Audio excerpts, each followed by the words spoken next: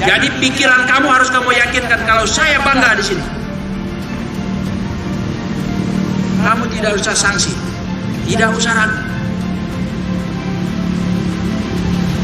Tanamkan dalam diri kalian bahwa saya adalah bagian daripada Kepolisian Negara Republik Indonesia di Satuan Brigade Mobil. Tidak usah kau stres. Kamu lihat senior-senior kamu di belakang saya.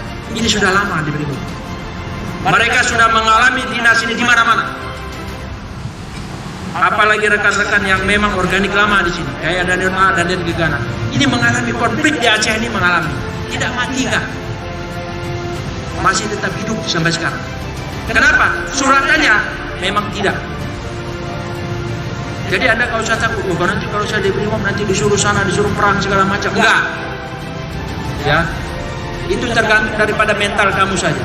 Keberanian itu ada di pikiran kamu. Ya. Ketakutan itu ada di pikiran kamu. Kebanggaan itu juga ada di pikiran kamu.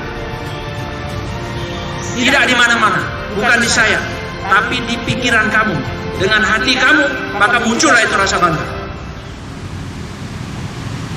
Anda tanamkan itu kalimat saya.